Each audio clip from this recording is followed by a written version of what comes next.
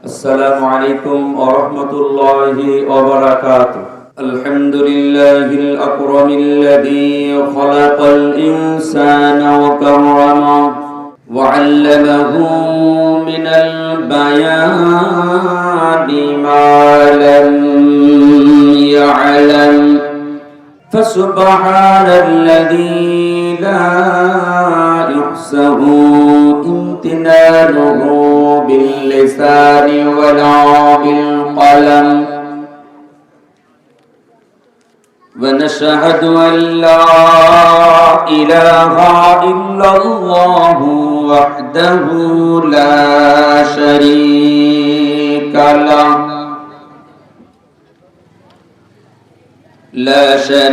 له ولا شريف له ولا ضد له ولا ند له ولا مثل له في الخلق والملك والأمر ولا نذير.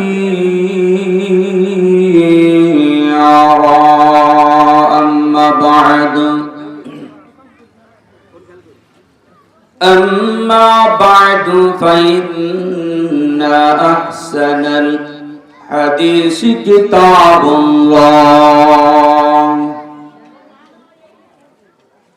وإن خير الحديث حديث محمد صلى الله عليه وسلم وشر الأمور محدثاتها وكل محدثة بدعة وكل بدعة ضلالة وكل ضلالة سبيلها إلى النار. أما بعد فقد قال الله تعالى وتبارك في القرآن الكريم وفي فرقان الحميد.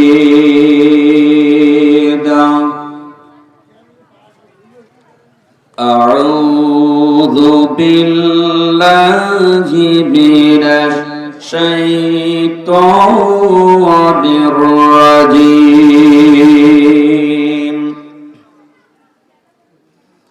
بسم الله الرحمن الرحيم.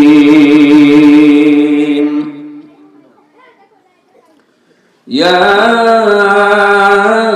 أيها النبي قل لأزواجك وبناتك ونساء المؤمنين يدنين عليهن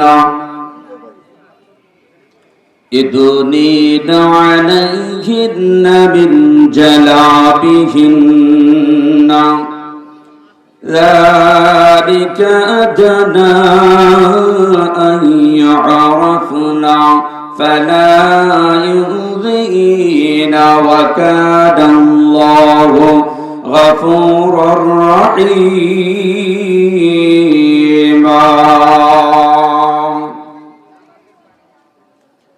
أما بعد فقد قال الله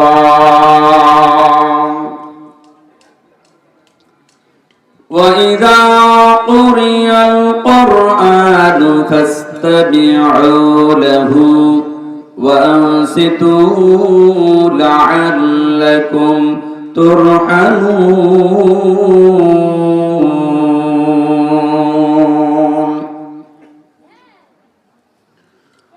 وعن عبد الله بن عباس رضي الله تعالى عنه قال عن النبي صلى الله عليه وسلم قال اطلعت في الجنة فرأيت أكثر أهل الفقراء واطلعت في النار فرأيت أكثر أهل النساء رواه البخاري أو كما قال عليه الصلاة والسلام إن الله وملائكته يصلون على النبي يا أيها الذين آمنوا صلوا عليه وسلموا تسليما محبت الشرد إبراهيم پڑھی اللهم صل على محمد وعلى آل محمد كما صليت على إبراهيم وعلى آل إبراهيم إنك حميد مجيد اللهم بارك على محمد وعلى آل محمد كما باركت على إبراهيم وعلى آل إبراهيم إنك حميد مجيد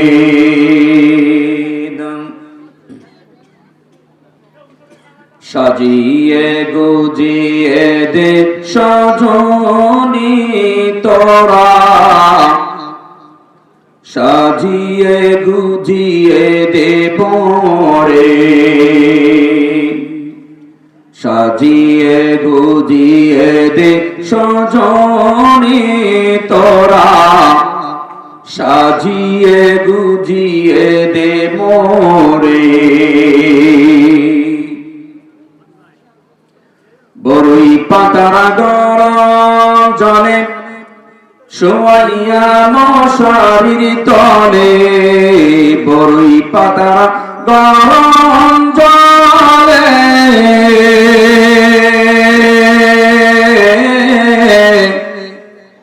বরই পাতারা গরম জলে শোয়াইয়া মশারির তলে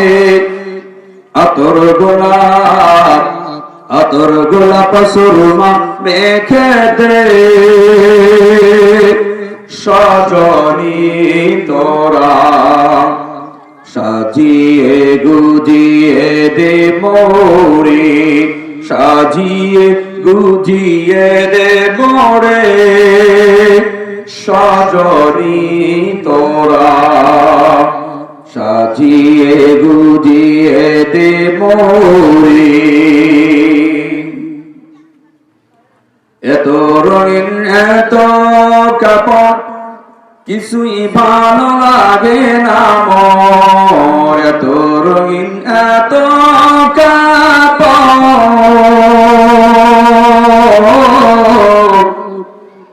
এত রঙিন এত কাপড় কিছুই ভালো লাগে না মোর সাদা কাপড় আমায় পরাই দে সজনী তোরা সাজিয়ে গুজিয়ে দে মোরে সাজিয়ে গুজিয়ে দে মোরে সজনী তোরা সাজিয়ে গুজিয়ে দে মোরে এত জমিন এত বাড়ি আমি কি সইতে পারি, এত জমিন এত বাড়ি,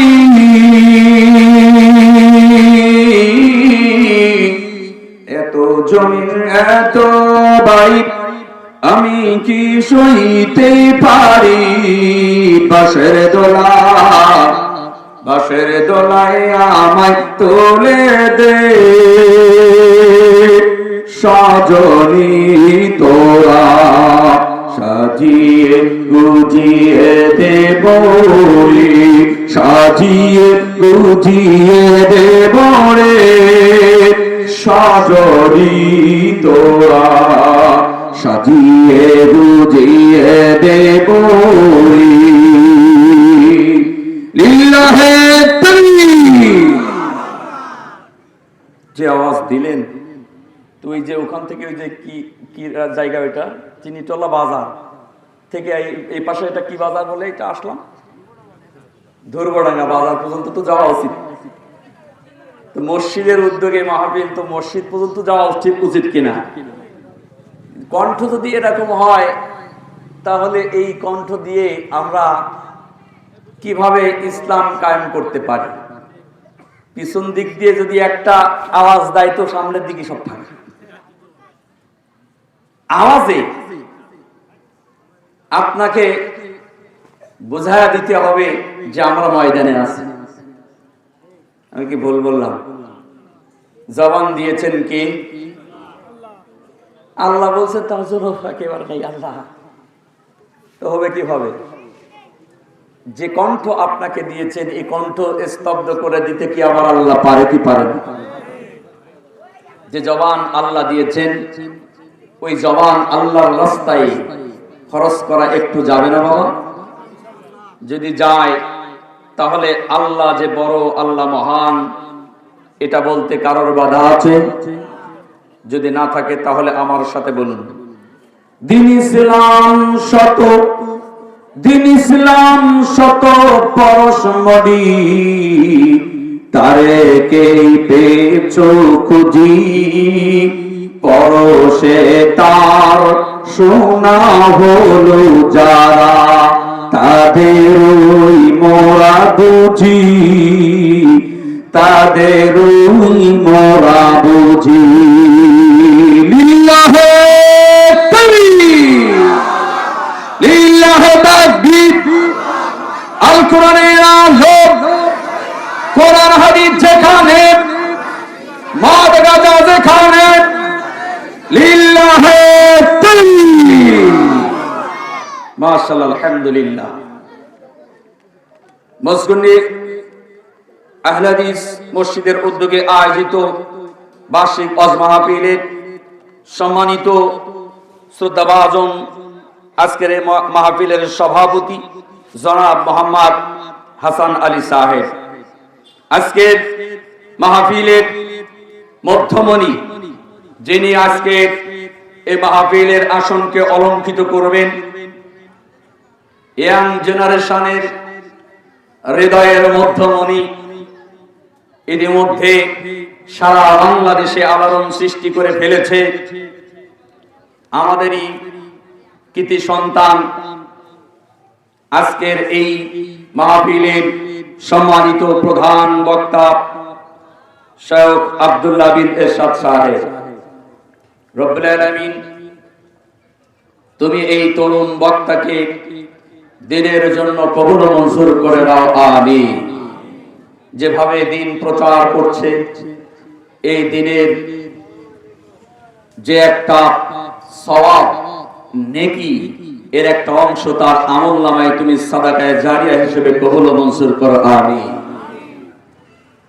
সন্ধ্যা থেকে নিয়ে কথা বলেছেন ওলামায়ে কেরাম, ফুজালা ইসলাম, দূর দূরান্ত থেকে আসা ইসলাম প্রিয় ভাই ও বাবাজিগণ, পর্দার অন্তর আড়ালে অবলা সরলা আবেদা সালেহা মা এবং ভগ্নীগণ, প্রশংসা রব্বিল কারিমের জন্য যে রব্বুল আলামিন অনেক ঝড় ঝঞ্ঝা অতিক্রম করে আজকের এই মজগুনি আহলে হাদিস ঈদগাহ ময়দানে কোরআন সুন্নাহ প্রচার প্রসারের লক্ষ্যে আয়োজন করার সুব্যবস্থা করে দিয়েছেন। আমাদের মতো গুনাহগারদের কিছু কথা বলার যিনি আল্লাহ তৌফিক দিয়েছেন, আপনাদেরকে শোনার মন মানসিকতা তৈরি করে নিয়ে ময়দানে কিছু মানুষদেরকে সৌভাগ্যবান হিসেবে আজকের এই ময়দানে আসার তৌফিক দিলেন, সেই রবের দরবারে শুকরিয়া সুজুদ জ্ঞাপন করি। সকলে জবান ছেড়ে দিয়ে বলি আলহামদুলিল্লাহ। দুরূদ সালাম বর্ষিত হোক প্রিয় নবী মুহাম্মদুর রাসূলুল্লাহ, সকলে বলুন সাল্লাল্লাহু আলাইহি ওয়াসাল্লাম। যে নবীর আদর্শ, যে নবীর অনুসরণ করলে ইহকালীন জীবনে পাওয়া যাবে শান্তি, পরকালীন জীবনে পাওয়া যাবে জাহান্নামের আগুন থেকে মুক্তি, সেই নবী পরিবারের উপরে রব্বে কারিমের অঝর নয়নে রহমত বর্ষিত হতে থাকুক। সকলে বলি আল্লাহুম্মা সাল্লি আলাইহি আল্লাহুম্মা বারিক আলাইহি। প্রিয় হাজিরিন, আমি আপনাদের মাঝে মহাবিশ্বের মহাগ্রন্থ কোরআনুল কারীমের 33 নম্বর সূরা সূরাতুল হুজরাতের 59 নম্বর আয়াতে কারিমা তেলাওয়াত করেছি। সূরা আরাফের 204 নম্বর আয়াতে কারিমা তেলাওয়াত করেছি। বিশ্বনবী সাল্লাল্লাহু আলাইহি সাল্লামের জবানিকার এক টুকরা বাণী বুখারী এবং মুসলিমে স্থান পেয়েছে। মিশকাত হাদিস নাম্বার 5234, আয়াত 10 এবং হাদিসকে সামনে রেখে আজকের সংক্ষিপ্ত আলোচ্য বিষয় হচ্ছে বেপরদা নারী থেকে সাবধান। আলোচ্য বিষয় কি দেখেন, গতানুগতিক ধারায় ওয়াজ করলে সব কিছু কিছু টাচ করে চলে যাওয়া ছাড়া গতি থাকে না। তবে আমরা সালাফি মানহাজের যত বক্তাই আছে, এই বক্তাগুলি সারা বাংলাদেশ তথা সারা বিশ্বে কোরআন সুন্নাহর আলো জ্বালিয়ে ধরেছে এক একটা বিষয়ের উপরে এক একজন কথা বলার কারণে। কারণ একজন মানুষ, একজন ডাক্তার, গ্রাম্য ডাক্তার, তিনি একটা গ্রামের যে কোনো পেশেন্ট, যে কোনো রোগীকে ট্রিটমেন্ট দিয়ে থাকেন, ঠিক কিনা? দেয় না? তার কাছ থেকে রোগী মোটে ফেরে না। যে রোগী হোক না কেন, সে রোগের ওষুধ আছে না নাই? আছে। দেখা যাচ্ছে যারা টাকা পয়সা খরচ করে দীর্ঘদিন পড়ালেখা করে তারা যে কোনো একটা বিষয়ের উপরে পিএইচডি করেন, করে তারা ডাক্তার হন, একটা বিষয় একটা রোগীর উপরে তারা ট্রিটমেন্ট করেন, ঠিক কিনা? তো বর্তমান সমাজের যে হালত অবস্থা হয়েছে, পুরা মানুষের বডিতে ঘা পাসরায় আক্রান্ত হয়েছে। আলোচনা যে কোথা থেকে করব এটা আমরা দিশা পাই না। তো দেখা যায় যে কোনো এক সাইড নিয়ে কথা বললে আমাদের ওই আলোচনাটা আমরা বিস্তারিত কিছু জানতে পারি এবং শিখতে পারি। সবগুলো 1 ঘন্টা বা 1.5 ঘন্টায় বোঝানো আমাদের পক্ষে বড় কষ্টের বিষয়। বিষয় ভিত্তিক আলোচনা করেন জুমার মসজিদের খতিব যারা আছেন, সম্মানিত খতিব সাহেবগণ, তারা সাপ্তাহিকভাবে এক একটা বিষয়ের উপরে আলোচনা করেন। কিন্তু মাহফিলগুলোতে আমরা দেখি বা দেখতে পাই গতানুগতিক ধারায় আওয়াজ হয়, ওয়াজের নামে আওয়াজ হয়, মানুষের কিছুই হয় না। শুধু লাভ হয় 3 প্রকার মানুষের। প্রথম লাভ হয় বক্তাদের, 2 লাভ হয় মাহফিল কমিটির, 3 লাভ হয় ডেকোরেটর, প্যান্ডেল, মাইকওয়ালা। মাঝখান দিয়ে শ্রোতার কিছুই থাকে না। শ্রোতা আসা আর যাওয়া এটাই হয়ে যায়। কিন্তু আমরা চাই এই সমাজের মধ্যে শ্রোতা যদি কিছু উপকৃত হতে পারে, তারা যদি আমল করতে পারে, আমরা সালাফি মানহাজের যারা আলেম ওলামারা আছেন তারা চাই ওদের থেকে একটু কিছু আমল যেন আমরা পেয়ে পরকালে জাহান্নামের আগুন থেকে মুক্তি পেতে পারি। তার নচেত এই আলেম ওলামাদের জান্নাতে যাওয়া বড় কষ্ট হয়ে যাবে। বর্তমান এই চেয়ার যারা দখল করে আছে সমাজে, এরা বড় বিপদে। এদের দ্বারাই জাহান্নামের আগুন জ্বালানো হবে, এদের দ্বারাই জাহান্নামের আগুনে ঢোকানো হবে। কারণ বক্তা যেটা বলে ও মানে না, না মানার কারণে বক্তা বড় বিপদে পড়ে যাবে। ঠিক কিনা? ভুল বললাম নাকি? বলেনি শ্রোতা দিয়ে জাহান্নামের আগুন ঢোকানো হবে, বক্তা দিয়েই ঢোকানো হবে। আর যারা এই চেয়ারে বসে আছে ওদের জাহান্নামের ভিতরে আপনার এই যে পেটের নাড়ি ফুড়ি গুলা ওর চতুর্পাশে ঘুরতে থাকবে।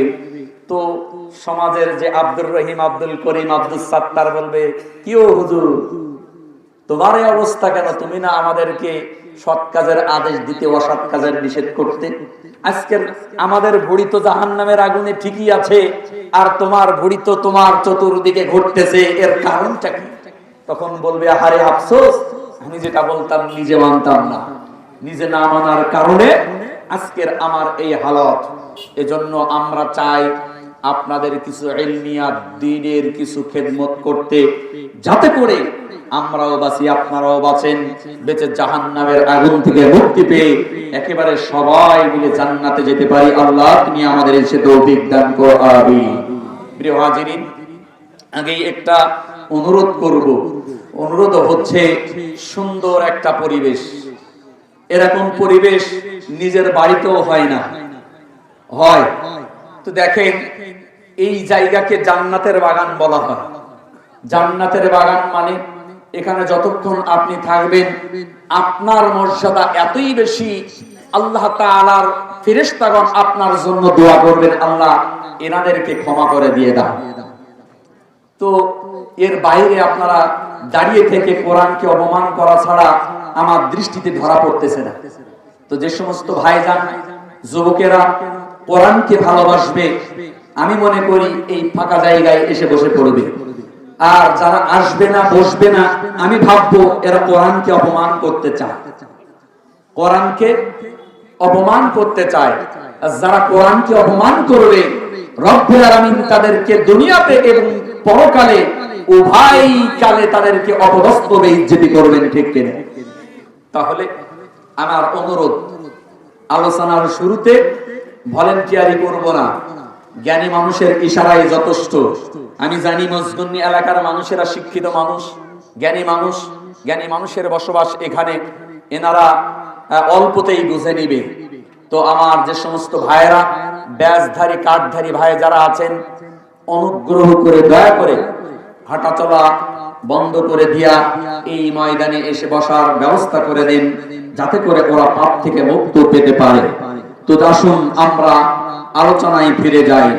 আমরা কোরআন তেলাওয়াতের মধ্য দিয়া একেবারে ফ্রি কিছু নেকি আমাদের আমলনামায় ডিপোজিট করে আমরা আলোচনা শুরু করব। আসি আমরা সকলে সমস্যারে বলি, আউযু বিল্লাহি মিনাশ শাইতানির রাজীম। বিসমিল্লাহির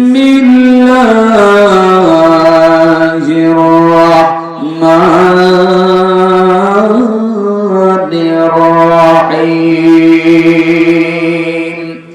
ওয়া ইযা কুরিয়াল কুরআনু ফাসতামি'উ লাহু ওয়া আনসিতু লা'আল্লাকুম তুরহামুন।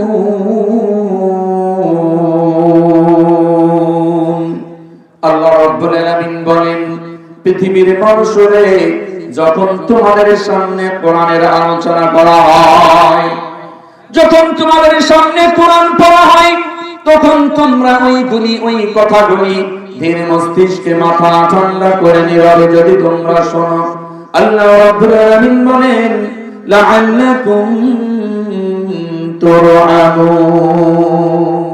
তাহলে আমি রব্বুল আলামিন আমার রহমতের বাড়িধারা তোমাদের উপরে নাজিল হবে। সিল্লাহ বলি আলহামদুলিল্লাহ।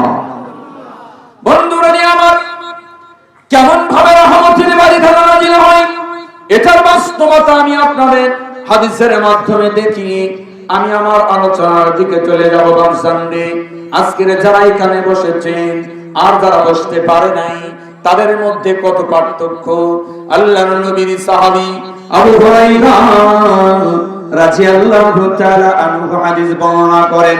হাদিসে কুদসির ভিতরে বুখারীর বর্ণনায় আল্লাহর নবী সাল্লাল্লাহু আলাইহি ওয়াসাল্লাম বলেন, যখনই ময়দানের ভিতরে কোন মানুষেরা কোরআনের আয়োজন করে, কোরআন শোনার ব্যবস্থা করে, আল্লাহ পাক রব্বুল আলামিনের অগণিত ফেরেশতা রয়েছে। ওই ফেরেশতাগুলি তারা দুনিয়ার জমিনের মধ্যে খুঁজে বেড়ায় ঘুরে ঘুরে।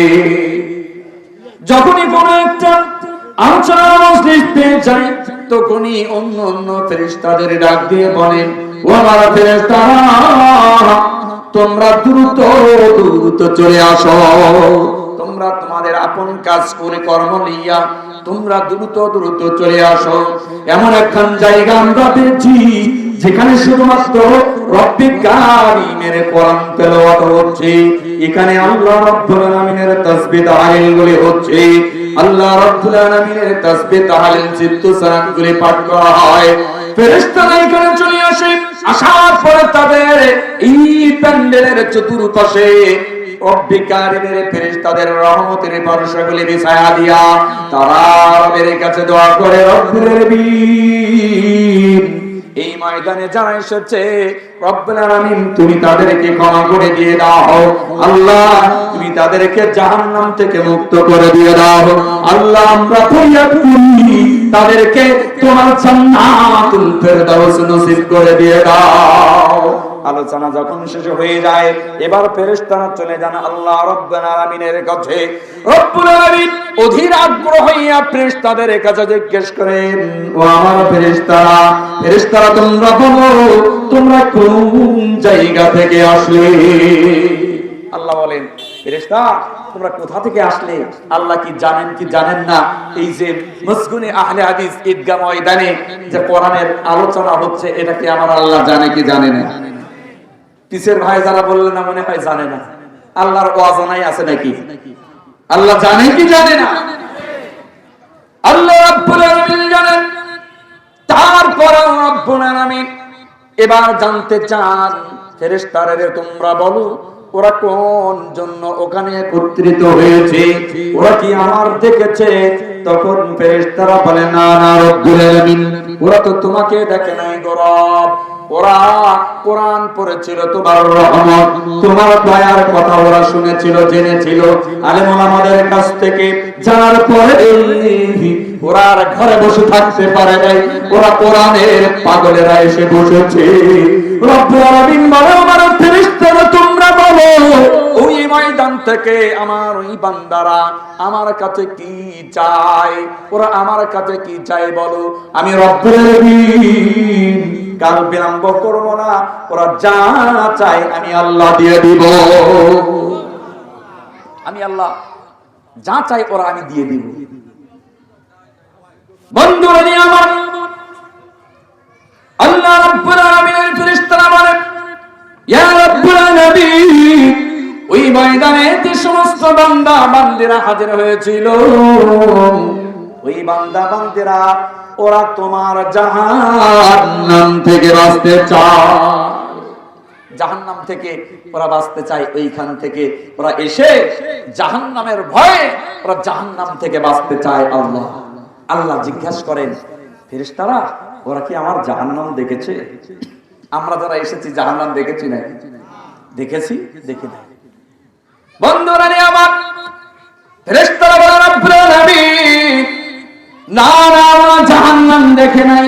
ওরা কোরআনুল কারীম পড়েছিল, হাদিস পড়েছিল, আলেম ওলামাদের কাছ থেকে তোমার জাহান্নামের আযাব গজবের ভয়গুলি ওরা জেনেছিল। জানার পরে রব্বুল আলামিন ওনার কাল বিলম্ব না করে ওই কোরআনের ময়দানে হাজির হয়েছে। কোরআন শোনার জন্য এসেছে রব্বুল আলামিন। এজন্য আমরা ফরিয়াদ করি, তুমি ওদের জীবনের সমস্ত গুনাহ মাফ করে দিয়া আমি জাহান্নাম থেকে পরিত্রাণ করে দিয়ে দাও। রব্বুল আলামিন বলেন, ও আমার ফেরেশতারা বলো তো দেখি তোমরা ওই ময়দান থেকে আমার ওই বান্দারা কি চায় তাই এবার বলো, কি চায় ওরা, আর কি চায় ওটা আমাকে বলো। ফেরেশতারা বলে, রব্বুল আলামিন ওই ময়দান থেকে ওরা শুধুমাত্র কেবলমাত্র দুনিয়ার দৌলত চাই না, ধন দৌলত টাকা পয়সা কিছু চাই না, শুধুমাত্র চেয়েছে ওরা তোমার জান্নাত, জান্নাত চাই, শুধু জান্নাত চাই, আর কিছু জীবনে চাইবা না পাই। সালাত পড়ে যারা জান্নাতে যাবে তারা, সিয়াম রাখে যারা জান্নাতে যাবে তারা, পর্দা করে যারা জান্নাতে যাবে তারা, তাদের তো আর চিন্তা নয়, জান্নাত চাই, শুধু জান্নাত চাই। লিল্লাহি তাকবীর।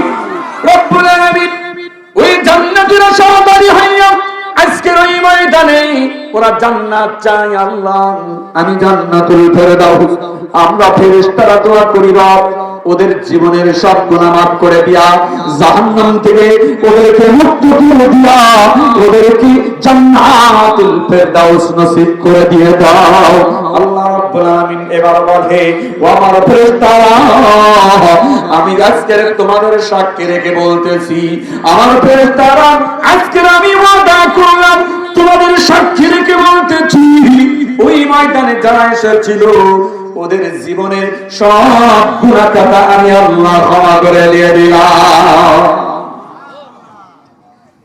আল্লাহ গুনাহ ক্ষমা করলো, আর সুবহানাল্লাহর আওয়াজ এত আস্তে, কি দিলে আপনাদের আওয়াজ বাড়বে আর খুশি হবেন সে আল্লাহ মাবুদি ভালো জানে।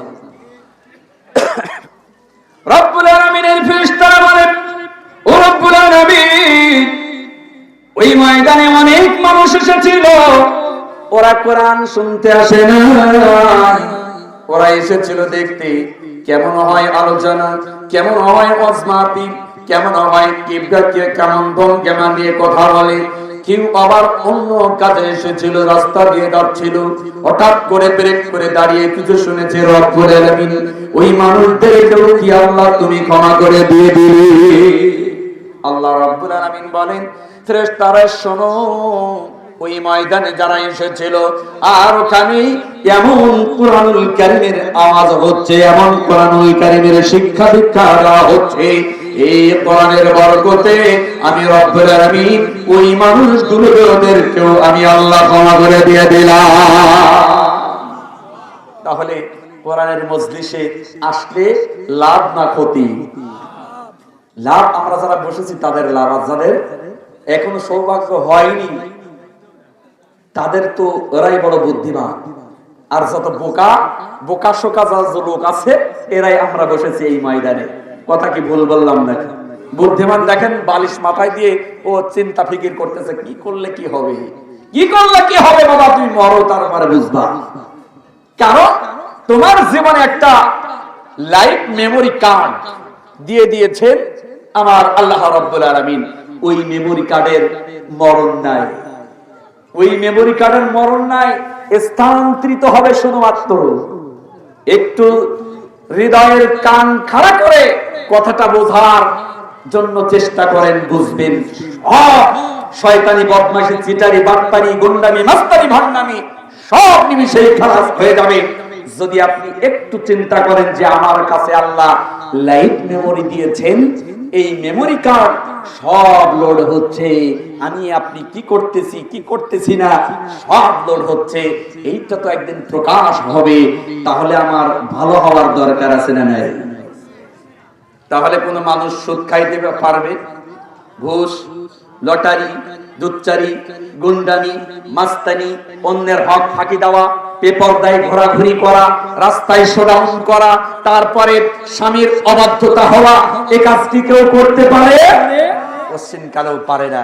দেখেন বাপজান, আমাদের সমাজে এতই নোংরামি ছড়িয়ে যাচ্ছে, এতই নোংরামি হওয়ার একটি মাত্র কারণ আমি খুঁজে পেয়েছি কোরআন এবং হাদিস থেকে, সেটা হচ্ছে আমরা আমাদের বিবাহ শাদীতেই ভুল, আমাদের বিবাহ শাদীতেই আমরা ভুল করে বসেছি।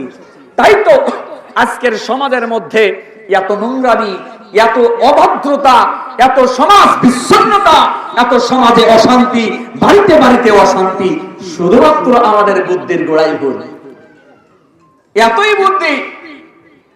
একটা মেয়ে বা একটা ছেলে যখন আমরা দেখতে যাই, তখন আমরা দেখি ও এক বাবার এক মেয়ে কিনা। যদি এক বাবার এক মেয়ে হয় তাহলে তো উপায় নাই। আর মেয়ের বাবাও খোঁজে ও চাকরিদার কিনা, আর এক বাবার এক ছেলে হলে তার উপায় নাই, আমার মেয়ে একাই রানী, ঠিক কিনা? এই দেখতে যাইয়া আজকের আমরা বিপদে আছি। এই আলোচনা আমি পরে আসতেছি। শুরুতে কিছু বলতে হবে। শুরু থেকে কিছু যদি আমি না বলি আপনারা বুঝতে পারবেন না। দেখেন, সমাজে এত বেহায়াপনা, বেলাল্লাপানা হওয়ার একটি মাত্র কারণ কোরআন এবং সুন্নাহ। কোরআন এবং সুন্নাহ না জানা, না মানার কারণ। ওমর ইবনে খাত্তাব রাদিয়াল্লাহু তাআলা আনহু তিনি বলেন যে আমল করতে গেলে ইলমের প্রয়োজন। আমল ছাড়া, ইলম ছাড়া যে আমল হয়, ও আমল যাই করবে তার চাইতে ক্ষতি করবে বেশি। কারণ আপনি একটা আমল করবেন, ওই আমলটা সম্পর্কে আপনার তো ধারণা, জ্ঞান থাকা দরকার, ঠিক কিনা? এই জ্ঞান যদি আপনার না থাকে তাহলে আপনি পুঙ্খানুভাবে নবীর তরিকা অনুসারে আপনি আমল করতে পারবেন, কোশ্চেন কালো পারবেন না। এজন্য আমল করতে হলে ইলমের দরকার আছে না? এজন্য আল্লাহ পাক রব্বুল আলামিন বলেন, ইকরা বিসমি রাব্বিকাল্লাযী খালাক। পড়ো তোমরা প্রভুর নামে, যে রব্বুল আলামিন তোমাকে সৃষ্টি করেছেন, যে আল্লাহ তোমাকে তৈরি করলেন। ওই মাবুদের জন্য তোমরা আগে পড়ালেখা করো, মাবুদ সম্পর্কে জানো। ভাই জানবে, বিশ্বনবী সাল্লাল্লাহু আলাইহি ওয়াসাল্লাম বললেন যে দ্বীনে ইলম শিক্ষা করা প্রতিটা নর এবং নারীর জন্য কি ফরজ। ফরজ এটা মনে হয় নবীর কথা নাকি? কার কথা? হ্যাঁ, আল্লাহর কথা। আল্লাহ বললেন এ পড়া, কোরআনে তোমরা বললেন পড়ো, কার নামে? আল্লাহর নামে। আল্লাহ বলছেন ফাআলাম আন্নাহু লা ইলাহা ইল্লাল্লাহ। আগে তুমি জানো, জেনে বুঝে তারপরে বলো লা ইলাহা ইল্লাল্লাহ। যদি তুমি না জানো তাহলে লা ইলাহা ইল্লাল্লাহ মর্মার্থ তুমি বুঝবে না। এজন্য তোমার আগে জ্ঞান জানার দরকার, জ্ঞান অর্জন করা তোমার দরকার। যদি তুমি তা না করতে পারো তাহলে তোমার আমলটা তুমি একেবারে ধ্বংস করে দিবে। এজন্য তোমার আকীদাটাও পিওর, শুদ্ধ করতে হবে। আকীদা যদি তোমার শুদ্ধ সঠিক না হয় তাহলে কঠিনকালেও তোমার আমল যতই ভালো দেখাক না কেন, আল্লাহ রাব্বুল আলামিনের দরবারে কবুল মঞ্জুর হবে না, হবে না।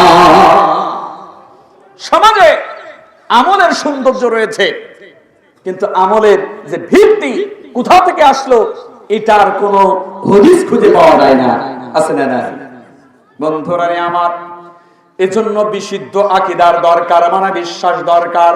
এই বিশ্বাস, এই চিন্তা চেতনা যদি আপনার আমার মধ্যে না থাকে, কোশ্চিনকালেও আমি আপনি ইসলাম কায়েম করে পার্লামেন্টে যাইয়াও কখনো ইসলাম কায়েম করতে পারবো না। আইন যাই হোক না কেন হৃদয়ের গহীনের মধ্যে আমাদের ঢুকবে না। এজন্য বিশ্বনবী মুহাম্মদুর রাসূলুল্লাহ সাল্লাল্লাহু আলাইহি ওয়াসাল্লাম যখন আইয়ামে জাহিলিয়াতের যুগে এসেছিলেন, বিশ্বনবী মুহাম্মদুর রাসূলুল্লাহ সকলে বলেন সাল্লাল্লাহু আলাইহি ওয়াসাল্লাম একটা মিশন হাতে নিয়েছিলেন, কালেমার দাওয়াত দিলেন মানুষের। লা ইলাহা ইল্লাল্লাহ, নেই কোনো উপাস্য আল্লাহ ছাড়া, নেই কোনো হক মাবুদ আল্লাহ ছাড়া, লা মাবুদা বিহাক্কিন ইল্লাল্লাহ। এটা মানুষের যখন প্রচার করলেন, এর মর্মার্থ বুঝেছিল আবু লাহাব, আবু জেহেল, উতবা, সাহেবা। এই বিভ্রান্ত মানুষেরা, ইহুদিরা বুঝেছিল যদি কোনো মানুষ লা ইলাহা ইল্লাল্লাহ বলে, এই দেবতার পূজা করতে পারে না, এই ছবিতে মাল্য প্রদান করতে পারে না, এই শিরক বিদআত করতে পারে না, এই মূর্তি পূজা করতে পারে না, পীর পূজা করতে পারে না, মাজার পূজা করতে পারে না, আসমানের নিচে কোন তাগুরি শক্তি কিছুই থাকতে পারে না। একমাত্র ক্ষমতা উৎস মাবুদের কাছে। মাবুদকে মনে প্রাণে মেনে নিতে হবে। এজন্য মুহাম্মদুর রাসূলুল্লাহ একটা মিশন হাতে নিয়েছিলেন। আইয়ামে জাহিলিয়াতের যুগে এসেছিলেন। আল্লাহর নবী দেখলেন এই জাহিলিয়াত মানুষদেরকে কেমন করে সেবা করতে হবে।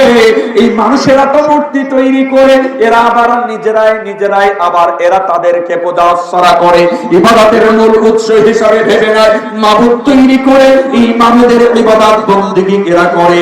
আমি যদি এখন মূর্তি দিয়ে একটা ভেঙে দিই, এই মূর্তি এরা আবার তৈরি করবে, কিন্তু তা না করা যাবে না, করা যাবে না। আমি নবী একটা সিস্টেম চালু করে যাইতে হবে, একটা আকীদা ওর ফিটিং করে দিতে হবে। যে দেখুন একটা উদাহরণ আমি দিলে আপনারা বুঝতে পারবেন ভাইজানেরা। গাড়ি ছাড়া, ওই গাড়ি যারা চালায় গাড়ির স্টারিং থাকে একটা, গিয়ার বক্সও থাকে একটা, এক্সেলেটর থাকে একটা, ব্রেক থাকে একটা। বন্ধুরা আমার, মানুষেরা যখন ড্রাইভার সাহেব গিয়ারকে 5 গিয়ার দিয়ে সামনের দিকে মুভ করে, তখন হলো এক্সেলেটরে চাপ দিলে গাড়ি সামনের দিকে দৌড়ায়।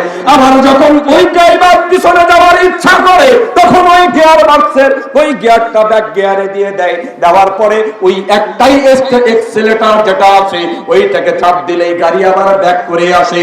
আল্লাহর নবী ভাবলেন যে এই জাহিলিয়াতের যুগের মানুষের এই যে ব্রেন নামক গিয়ার বক্স, এইটা পরিবর্তন করতে হবে।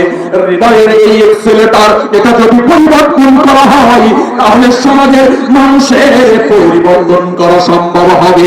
এজন্য বিশ্বনবী মুহাম্মদুর রাসূলুল্লাহ সাল্লাল্লাহু আলাইহি ওয়াসাল্লাম বললেন যে মানুষের মেজাজ পরিবর্তন যদি আমি না করতে পারি, আমি এই যে আসল এই পার্লামেন্ট এই চেয়ারে বসে আইন করলেও ওই আইন কঠিন কালেও মানুষের আল্লাহর জমিনে টিকবে না, টিকবে না।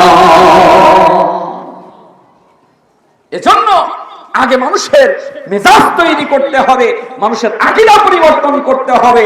যদি আমি আকীদা না তৈরি করতে পারি তাহলে কঠিন কালেও আপনার মানুষ কখনো পরিবর্তন হবে না। আমি যতই পর্দা রস করি না কেন, পর্দা বেপর্দার মানুষের হার কমবে না, বাড়বে। বন্ধুরা আমার, আল্লাহ রাব্বুল আলামিন তাই তো মহাগ্রন্থ কোরআনুল কারীমে প্রিয় নবী মুহাম্মদুর রাসূলুল্লাহ সাল্লাল্লাহু আলাইহি সাল্লাতু ওয়াসসালামকে ঘোষণা করে দিয়ে বলেন, সূরা আহজাবের 49-59 নম্বর আয়াতের মধ্যে আল্লাহ বলেন, আউযু বিল্লাহি মিনাশ শাইতানির রাজীম, ইয়া আইয়ুহান নাবিয়্যু কুল লিআজওয়াজিকা ওয়া বানাতিকা ওয়া নিসাইল মুমিনিনা ইউদনিনা আলাইহিন্না মিন জালাবিহিন্না যালিকা আদনা ইয়ারাফনা ফালা ইউযিনা ওয়া কানা আল্লাহু গফুরার রহিমা। আল্লাহ রাব্বুল আলামিন বলেন, হে নবী তুমি তোমার, আমি নির্দেশ দিচ্ছি, আমি আল্লাহ রাব্বুল আলামিন নির্দেশ জারি করলাম, হে নবী তুমি নির্দেশ করে দাও তোমার স্ত্রীদেরকে, তোমার কন্যাদেরকে আর সকল মুসলিম নারীদেরকে তুমি ঘোষণা করে দিয়ে দাও যেন তারা তাদের তাদের এই যে পোড়া দেহ পরিবর্তনকারী একটা চাদর ব্যবহার করে। এটাই হচ্ছে তার চেনার সবচেয়ে বড় একটা মাধ্যম। বন্ধুরা আমার, যদি এরা চাদর ব্যবহার করে তাহলে ওই মহিলারা ইফতিজিং এর শিকার হবে না, বেইজ্জতির শিকার হবে না, ওর ইজ্জত হরণের শিকার হবে না। এজন্য বিশ্বনবীর মাধ্যমে আল্লাহ রাব্বুল আলামিন অর্ডার করলেন, হে পৃথিবীর মানবতন্ত্র শোনো, আল্লাহ তোমাদেরকে বললেন যে তোমরা পর্দা করো, একেবারে পোড়া দেহ তোমাদেরকে ঢেকে তোমরা বাড়ি থেকে বাইরে হতে হবে। এটাও তোমাদের হয় স্বাভাবিক হতে পারে। তাহলে যখন হয় তোমরা তোমাদের দেহটা পরিবর্তন করে নাও, তোমরা তোমাদের দেহটাকে ঢেকে তোমরা নাও। বন্ধুরা আমার, আল্লাহ রাব্বুল আলামিন কাহি এই পর্দা করতে চাইয়া যদি ভুল ভ্রান্ত হয়ে থাকে, আমি রব্বুল আলামিন আমার কাছে তোমরা ক্ষমা চাইলে আমি আল্লাহ রাব্বুল আলামিন তোমাদের সকলকে ক্ষমা করে দিয়ে দিব। আল্লাহ ক্ষমা করে দিবেন। পাপ যাই হোক আল্লাহ ক্ষমা করার জন্য বসে আছেন। যদি আমি আপনি পাপ নাই করতাম, এই আল্লাহর জমিনে আল্লাহ পাক এই জাতিকে উঠায়া দিয়া আরেকটা নতুন কোন জাতি তৈরি করে দিতেন। জোরে বলুন ঠিক কিনা? বন্ধুরা আমার, এজন্য মায়েদেরকে অবশ্যই অবশ্যই পর্দা করতে হবে। পর্দা ছাড়া এরা চলতে পারবে না। বিশেষ করে এদেরকে আরো আল্লাহ রাব্বুল আলামিন বললেন যে এদেরকে বেশি বাইরে যাওয়ার দরকার নাই, বাইরে গেলে এরা বড় বিপদগ্রস্ত হয়ে যাবে। যেখানে হলো সম্পদ রয়েছে ওইখানে চোরের আনাগোনা থাকে কিনা? যেখানে টাকা পয়সা সেখানে কিন্তু চোরের আনাগোনাই থাকে। আর যেখানে আমলের আনাগোনা, আমল বেশি হলে মানুষেরা জান্নাতে যেতে পারবে, ওখানে মিস্টার শয়তানের আনাগোনা থাকে। যদি একটা সুন্নাত হয়, একটা সুন্নাত আল্লাহর নবীর সুন্নাত, এটা বাস্তবায়ন করার জন্য যখন সমাজে প্রতিষ্ঠিত হয়, ওই সমাজের মানুষেরা যখন ওই সুন্নাত পালন করার চেষ্টা করে, তখন শয়তান ওখানে সে হামলা করে। এইটা করা যাবে না, এটা যদি এইভাবে করো তাহলে তোমাদেরকে আরো ভালো দেখাবে, সুন্দর দেখাবে। কিন্তু আল্লাহর কাছে সৌন্দর্য বেশি ভালো লাগবে না নবীর সিস্টেমটা বেশি ভালো লাগবে? নবীর সিস্টেম অনুযায়ী যদি আপনি আমল যদি আপনি না করেন, তাহলে আমার আল্লাহ রাব্বুল আলামিন কবুল মঞ্জুর করবেন না। ভাইজানেরা, আমি আপনাদেরকে বলতে চাই, একজন মেয়ে একটা বাবার একটা ভাইয়ের, তার ভাইয়ের এই যে এদেরকে জাহান্নামে নেওয়ার বড় কারণ হয়ে যায়। বাবজান রে, আপনি হাজি হন আর পাজি হন, তাহাজ্জুদ গুজারি হন, আপনার একটা যদি বেপরদা মেয়ে থাকে, ওই একটা বেপরদা মেয়ে আপনার জাহান্নামে নিয়ে যাওয়ার কারণ হয়ে যাবে।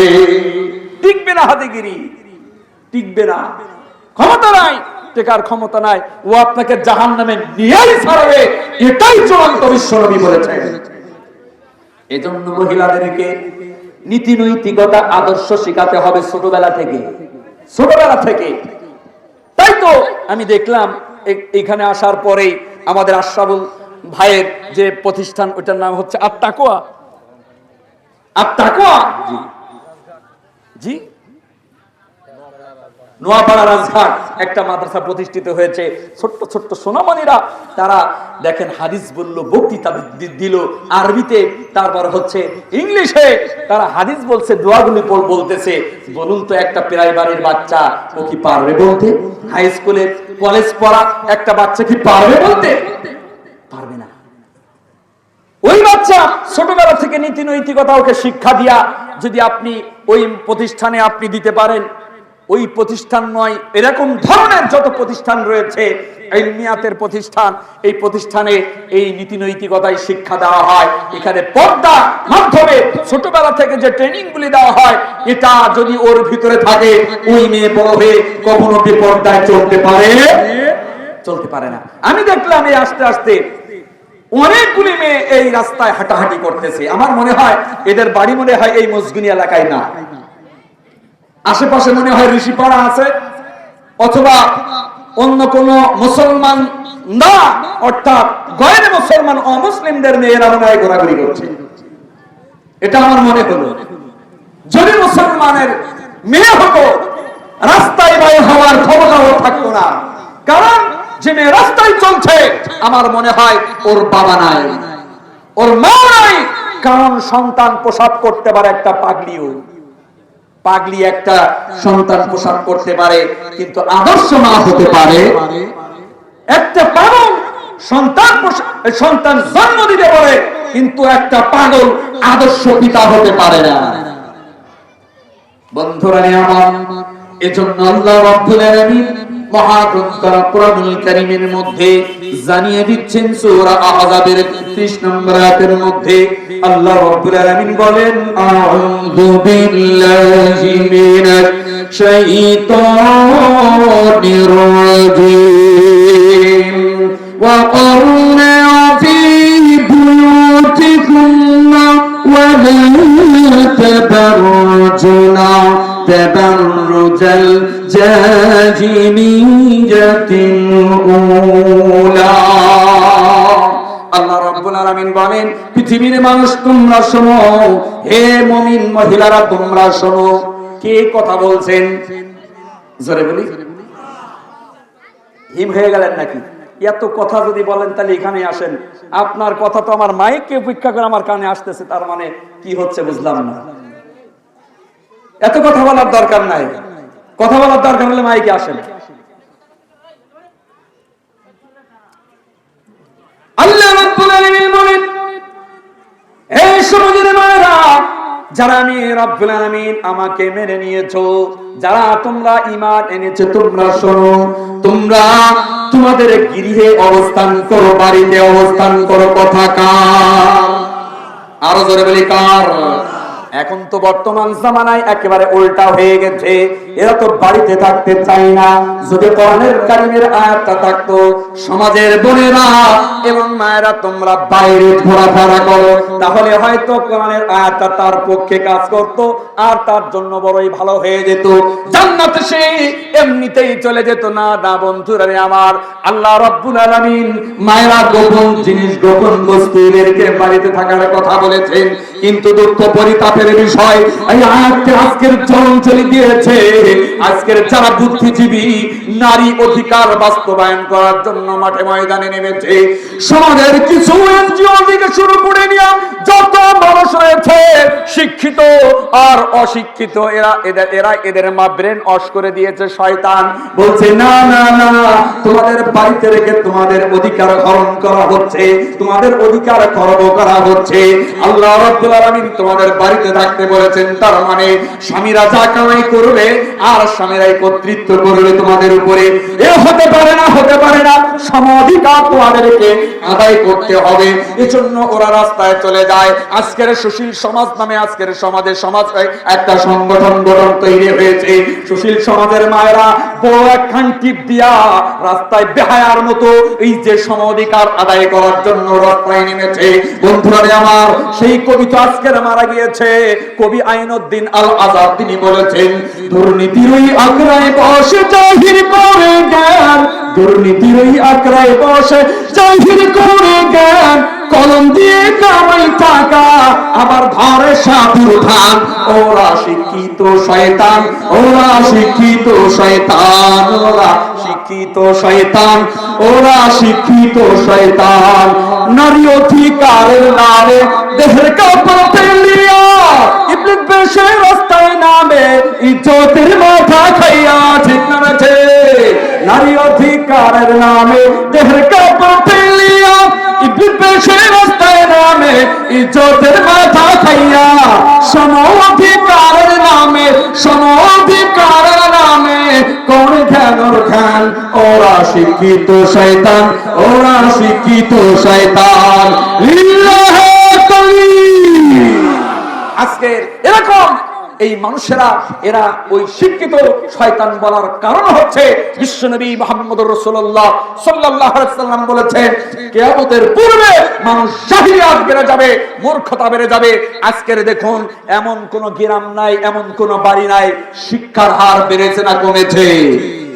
বেড়েছে। শিক্ষা একেবারে নিরক্ষর মানুষ খুঁজে পাওয়া যায় না।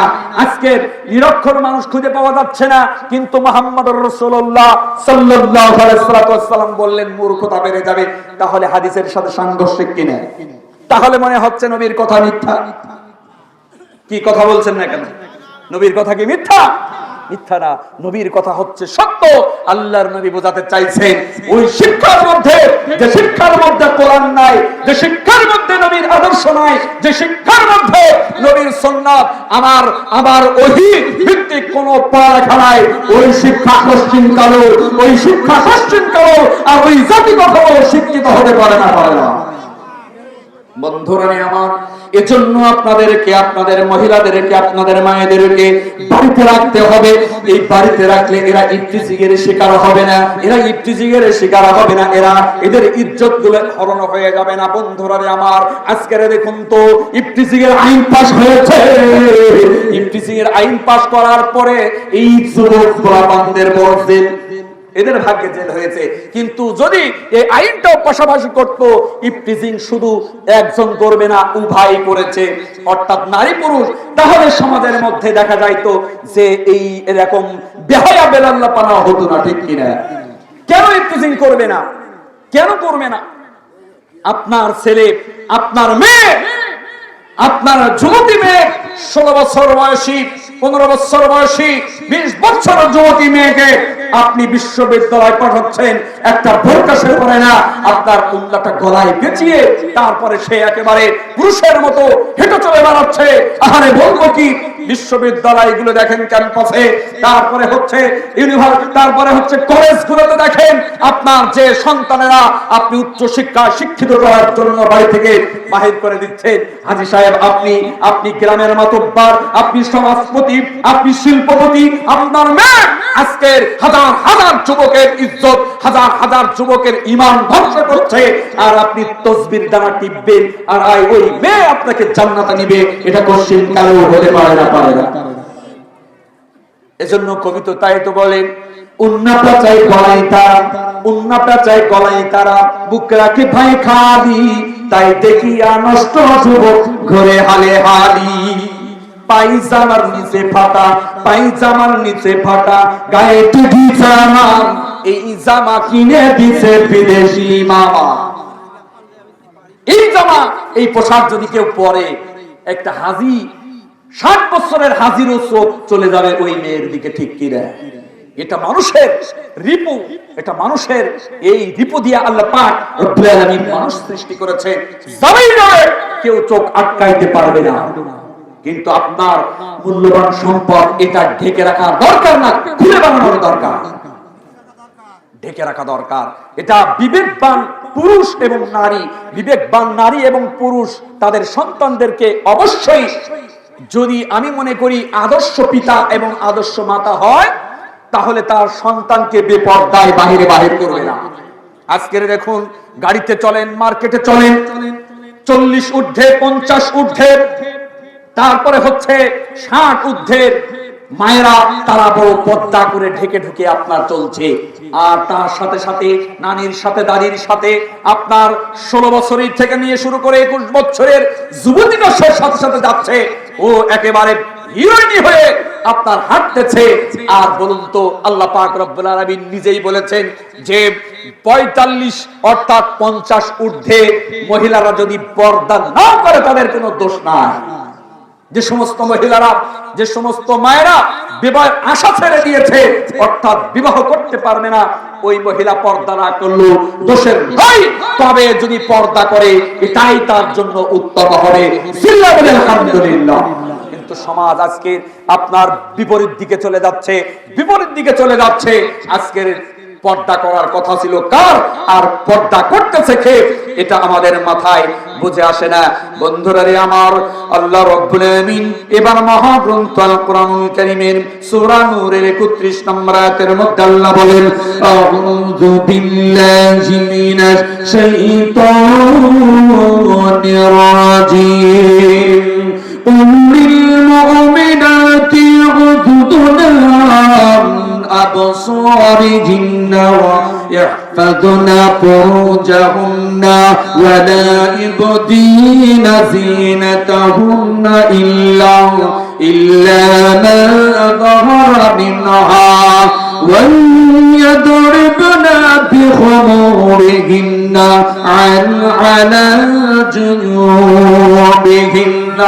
আল্লাহ রাব্বুল আলামিন বলেন, হে নবী, আপনি আপনার নারীদেরকে বলে দিন, সমগ্র নারী জাতিদেরকে মেসেজ করে দিন, যেন তাদের দৃষ্টি তারা যেন নিচে রাখে। কথাকার বলুন তো, নামাজ ফরজ না সুন্নাত? ফরজ। রোজা, যাকাত, হজ, সাদাকা, এগুলি সবই হচ্ছে আপনার ফরজ। পর্দার কথা কোরআনে এসেছে, আল্লাহ বলছে, এটা মানা কি? তাহলে আপনি যদি ফরজকে তরক করেন, ফরজকে আপনি ছেড়ে দেন, তাহলে আল্লাহ কি আপনাকে একেবারে আল্লাহর ওই কুসুম কানুন জান্নাতের মধ্যে থাকার ব্যবস্থা করবেন না জাহান্নামে দিবেন? যে 2-4 জন বললেন মনে হয় এই 2-4 জনই বুঝেছেন আমার কথা, আর কেউ বুঝেনি। আপনার জবান দিয়ে আপনি বলেন আর নাই বলেন, এতে আমার কোনো যায় আসে না, কিন্তু আমরা যে কথাগুলি বলছি এটা বলে গেলাম, বলার দায়িত্ব আমাদের, মানার দায়িত্ব কার? বন্ধুরা রে আমার, আল্লাহ এজন্য বললেন যে পৃথিবীর মানুষদেরকে, নারীদেরকে বলে দাও তারা যেন তাদের দৃষ্টি নিচে রাখে। কিন্তু দুঃখ করি তাদের বিষয়, আজকের মহিলা দৃষ্টি নিচে দিয়ে রাখা তো দূরের কথা, একেবারে চোখে চোখ, চোখে চোখ আছে না নাই? আমাদের হযরত সুলাইমান, হযরত সুলাইম রাদিয়াল্লাহু তাআলা আনহু, তিনি রাস্তা দিয়ে যখন হাঁটতেন তখন তিনি তার এক চোখ ঢেকে রাখতেন আর সমস্ত বডিগুলি একেবারে ঢেকে রাখতেন, এক চোখ খোলা রাখতেন। আল্লাহর নবীর সাহাবীরা বলছেন, ইয়া রাসূলুল্লাহ, আমরা যখন উম্মে সালমানকে আমরা যখন দেখতাম তখন আমরা ভয় পেতাম। তার কেমন হলো পর্দার আয়াত যখন নাযিল হয়েছে, সমগ্র এই দৃষ্টিটা এসে ঢেকে রাখে, এক চোখ দিয়ে রাস্তা দিয়ে হাঁটে। আর আজকের বর্তমান যুগের মানুষেরা, কোরআন আজকের নাযিল হয়েছে 1450 বছর পূর্বে, নাযিল হওয়ার পরেও আজকের কোরআনের আয়াত বোঝে না। ভাইরা আমার, আল্লাহ রাব্বুল আলামিন এজন্য বললেন যে তোমরা দৃষ্টি নত রাখবা, তারপরে তোমরা কি করবা? তোমাদের লজ্জাস্থানে হেফাজত করবা। রব্বুল আলামিন যে ইজ্জত তোমাকে দিয়েছেন এটা তোমরা একেবারে লজ্জাস্থান থেকে রাখবা, হেফাজত করবা। আর তারা জানো সাধারণভাবে যে চেহারা প্রকাশ পায়, এই চেহারা ছাড়া আর কিছুই তারা যেন সৌন্দর্য প্রকাশ না করে। জাহিলিয়াতের মানুষের জন্য, জাহিলিয়াত যুগের মহিলারা যেভাবে বেলাল্লাপানা বেহায়ার মতো চলাফেরা করত, এখন ওই মহিলারা, ওই উত্তরসূরি মহিলারা এনেছে, তারা রাস্তাঘাটে এইভাবে হেলে দুলে চলে। আল্লাহর নবী মুহাম্মদুর রাসূলুল্লাহ সাল্লাল্লাহু আলাইহি ওয়াসাল্লাম বললেন যে মহিলারা যখন বাড়ি থেকে বাইর হয় তখন হলো ইবলিসের বেশে বাইর হয়, আবার ওই ইবলিস হচ্ছে তাকে খেপিয়ে তোলে। যখনই খেপিয়ে উঠায় তখন রাস্তায় যখন বাইর হয় ওর হাঁটা চলার বচন ভঙ্গে পরিবর্তন হয়ে যায়, এমন ভাবে হেলে দুলে হাঁটা চলা করে, পুরুষের দৃষ্টি আকর্ষণ করে। শুধু তাই নয়, এরা তো জাহান্নামে যাবে। আর এরা এমন কাজ করে, ওরা হচ্ছে নিজেদের দিকে পুরুষেরা আকৃষ্ট করে, আর নিজেরা ওরা হলো পুরুষের দিকে আকৃষ্ট হয়। এই মহিলাদেরকে আল্লাহ রাব্বুল আলামিনের নবী কয়, এরা তো জান্নাতে যাবে না, জান্নাতের সুখ পাবে না। বন্ধুরা আমার, আল্লাহ রাব্বুল আলামিন হয়তো জানিয়ে দিলেন তোমরা তোমাদের চেহারা ঢেকে রাখো, তোমরা তোমাদের ইজ্জত ঢেকে রাখো, তোমাদের ইজ্জত হেফাজত করো। আর তোমাদেরকে সাধারণভাবে পর্দা করার পরে যতটুকু প্রকাশ পায় এটা তোমাদের দোষ হবে না। বন্ধুরা আমার, আল্লাহ রাব্বুল আলামিন কয় তোমরা তোমাদের সিলভার, তোমাদের কেমারকে, তোমাদের বাহুদারা এগুলি ঢেকে রাখো। আল্লাহ রাব্বুল আলামিন তোমাদেরকে এটা ঢেকে রাখার জন্য বলেছেন। বন্ধুরা আমার, শুধু তাই নয়, এবার ওই মহিলাদের কাছে চাইতে গেলে কিছু তো প্রয়োজন হতে পারে। এখন ওই প্রয়োজন মেটাবার জন্য অবশ্যই মহিলাদের সহযোগিতা দরকার, কারণ মহিলা ছাড়া সংসার কখনো টিকবে না, সংসারের ডেকোরেশন সৌন্দর্য হয় না। একজন মহিলা পারে একটা পুরুষের সবকিছু ঠিক রাখতে। আল্লাহ রাব্বুল আলামিন কোরআনুল কারীমের মধ্যে সূরা আহজাবের আবার 53 নম্বর আয়াতের মধ্যে আল্লাহ বলেন, আউযু বিল্লাহি মিনাশ শাইতানির রাজীম, ওয়া ইযা সাআলতুমুহুন্না মাতা'আন ফাসআলুহুন্না মিন ওয়ারা'i হিজাবিন যালিকুম আতহার লিকুলুবিকুম ওয়া কুলুবিহিন্না। আল্লাহ রাব্বুল আলামিন বলেন, হে পৃথিবীর মানুষ তোমরা শোনো, ওই মহিলাদের কাছে তোমাদের প্রয়োজন হতে পারে, প্রয়োজন যখন হবে তখন তোমরা তাদের কাছে চাও, পর্দার আড়াল থেকে চাও কথাটা। কিন্তু আমরা কি এটা করি? জোরে বলি করি করি না। দেবর আমার, ভাসুর আমার, সব একাকার হয়ে চলছে বাড়িতে। বিশ্বনবী মুহাম্মদুর রাসূলুল্লাহ সাল্লাল্লাহু আলাইহি ওয়াসাল্লাম বলেন, দেবর আর ভাসুর তোমার জন্য মরণ। দেবর আর ভাসুর কি? এখন তো ওদের চিন্তা নাই, নিজের স্বামীর জন্য কোনো চিন্তা নাই, চিন্তা হলো দেবরের। খালাতো দেবর, মামাতো দেবর এরা আছে, এদের সাথে চলে যায় বাজারে, এদের সাথে চলে যায় বাজারে, মার্কেটে। আমরা নিজেরাও আমরা হচ্ছে এটাকে পাপ বলে মনে করতেছি না। আল্লাহর নবী মুহাম্মদুর রাসূলুল্লাহ সাল্লাল্লাহু আলাইহি ওয়াসাল্লাম বলেন যে পুরুষ তার স্ত্রীকে পর পুরুষের সাথে, দেবর ভাসুরের সাথে বাইরে গেল, অথচ এইটা পাপ বলে মনে করলো না, এ হলো দায়ুস। আদ-দায়ুস লা ইয়াদখুলুল জান্নাহ, দায়ুস কখনো জান্নাতে যাবে না। বন্ধুরা রে আমার, এজন্য আল্লাহ রাব্বুল আলামিন বলে দিলেন, মহিলাদেরকে অবশ্যই অবশ্যই পর্দার আড়াল থেকে চাইতে হবে। এই এলাকায় মনে হয় চায়, এই এলাকায় চায় নাকি? চায় না? তাহলে তো আপনারা আর আমরা তো সবাই সমান হয়ে গেলাম একেবারে। আমাদের এদিকে একই অবস্থা, একই অবস্থা। এই রোগ সব জায়গায়। গরম পানি দিলেন কই? সব জায়গায় এই রোগে আক্রান্ত হয়ে যাচ্ছে, সমাজ একবার নষ্ট হয়ে যাচ্ছে। আল্লাহর নবী বলেন, দেবর আর ভাসুর তোমার জন্য মরণ, মরণ থেকে তোমাকে বাঁচতে হবে, নচেত তোমার জন্য জাহান্নাম। তুমি বড় বিপদে পড়ে যাবা, তোমার বিপদের শেষ থাকবে না। এজন্য আমাদের উচিত হবে এই মূল্যবান বস্তু আমাদের সংরক্ষণ করা, না এই মূল্যবান বস্তু বাইরে বাহির করে দেওয়া। সংরক্ষণ করতে হবে। বাবজান, যদি আপনি সংরক্ষণ না করতে পারি, আপনার সালাত, সিয়াম, হজ, যাকাত কিছুই টিকবে না, টিকবে না। এটাই হলো শরীয়ত। বন্ধুরা রে আমার, এবার আসি, আল্লাহ রাব্বুল আলামিন আমাদের এই মহিলাদেরকে, বিশ্বনবী মুহাম্মদুর রাসূলুল্লাহ সাল্লাল্লাহু আলাইহি ওয়াসাল্লাম মহিলাদেরকে বলতেছেন যে মহিলারা বেশি বেশি জাহান্নামে। কার কথা? নবী বলেছেন। তাহলে কি এটা কি সন্দেহ আছে নাকি? মহিলারা তো চিন্তা করছে, আজকের হুজুর ডেকে নিয়ে আসলাম বাইরে থেকে, এরা আমাদের পিছনে লাগলো কেন? এত সুন্দর করে পাক করে খাওয়াইছে, এখন চিন্তা করে এই কষ্টই তো সব বৃথা হয়ে যাবে। হে মায়েরা, আমি আপনাদেরকে পিছনে লাগার জন্য আসি নাই, আমি আপনাকে অবশ্যই ভালোবাসি, মহব্বত করি। দিনের জন্য আপনাকে জাহান্নামে যাতে না যেতে হয়, এর পথটা আমি আপনাদেরকে মা বলে যাইতেছি। আল্লাহর নবী মুহাম্মদুর রাসূলুল্লাহ সাল্লাল্লাহু আলাইহি ওয়াসাল্লাম বলেন, হাদিসটা আবু হুরায়রা রাদিয়াল্লাহু তাআলা আনহু বর্ণনা করেন, বিশ্বনবী সাল্লাল্লাহু আলাইহি ওয়াসাল্লাম একদিন চন্দ্র অর্থাৎ সূর্য গ্রহণের সময় সালাত আদায় করতেছেন। সালাত আদায়ের পরে আল্লাহর নবী একটু সামনে গেলেন, আবার হলো ব্যাক করে পিছিয়ে আসলেন। একটু সামনে গেলেন, আবার পিছিয়ে আসলেন, একটু সামনে গেলেন, আবার পিছিয়ে আসলেন। আসার পরে আল্লাহর নবী মুহাম্মদুর রাসূলুল্লাহ সাল্লাল্লাহু আলাইহি ওয়াসাল্লামের এই কাজ দেখে তিনি বলছেন যে, সাহাবীরা জিজ্ঞেস করলেন, ইয়া রাসূলুল্লাহি, ইয়া হাবিবাল্লাহ, আপনি দেখলাম একটু সামনে গেলেন, আবার পিছনে চলে আসলেন, এর কারণ কি? কারণ তো একটু জানার দরকার আছে না? আমাদেরও তো মনের ভিতরে উকি ঝুঁকি মারে।